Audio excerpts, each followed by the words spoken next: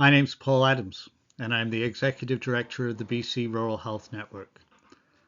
For my group, transportation is not just a transit issue, it is a health issue, an equity issue, a public safety issue, and a community connection issue. Across BC, people can be a few kilometres away from care and still unable to reach it safely. Others may be hundreds of kilometres from services they need. The result is the same. Access exists on paper, but not in real life. I want to focus on what happens when transportation systems do not connect people to healthcare, food, work, education, family, and safety.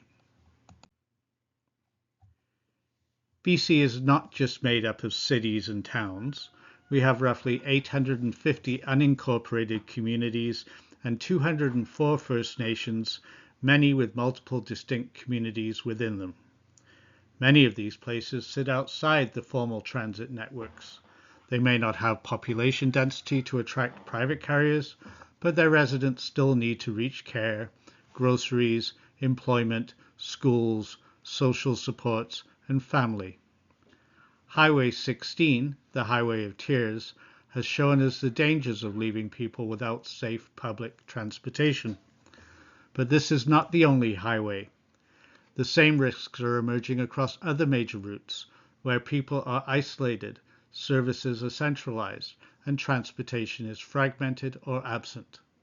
No one should be left unsafe simply because they live outside of a city boundary. This slide shows that how even a short distance can become a serious access barrier. When local lab services are removed from a community like Fruitvale, residents now have to travel to Trail. That is only 15 kilometers. On a map, it looks manageable. But if the only available bus option means a 4-hour wait for a return trip, that short appointment can become a long and risky day. For someone who is older, has mobility challenges, or is unwell, or is traveling in heat, snow, rain, or cold, the issues are not just distance. It is whether the schedule works in real life. This is an example of unintended consequences. A service change may seem efficient from an administrative point of view, but without transportation planning, it can create new health and safety risks. On Vancouver Island, Port Hardy has a life expectancy of about 74 years, while Victoria is about 82. That is an 8-year gap on the same island. There are many reasons for that difference, including income, housing, food security, local services, primary care access, and geography. But transportation is one of the practical barriers that turns disadvantage into poorer outcomes. In larger centres, there are more local services, more transportation options, more specialists, and more backup when things go wrong. In rural and remote communities, people often have fewer local services, longer travel times, higher out-of-pocket costs, and more dependence on family, volunteers, or informal rides. Where you live should not determine how long you live.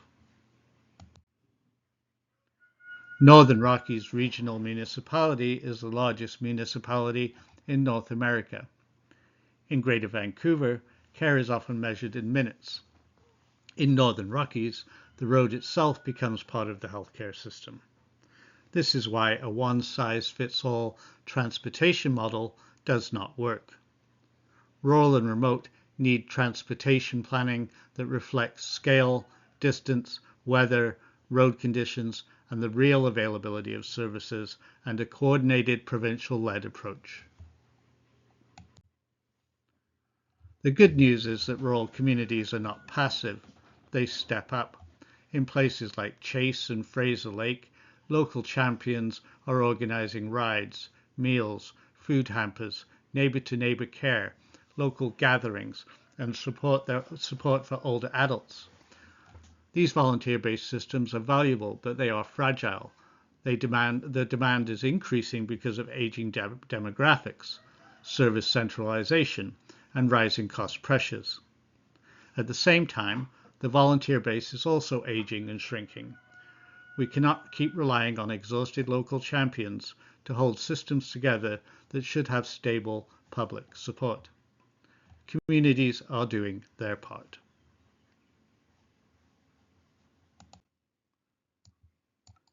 BC needs a coordinated provincial transit response. It is time to stop working in silos on the same subjects, to create solutions that meet the needs of all residents, and piecemeal approaches to local needs without a vision for connecting our province meaningfully simply fail to work.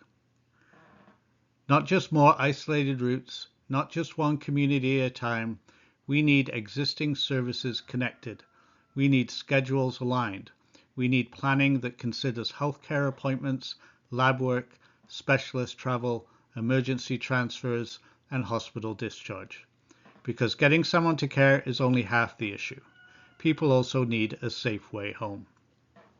This alliance is an opportunity to build a system that serves the people the market leaves behind. Rural residents, seniors, youth, First Nations, low-income residents, people with disabilities, and communities outside city boundaries. Transportation is access. Transportation is safety. Transportation is healthcare. Let's bridge the gap and let's get on the bus.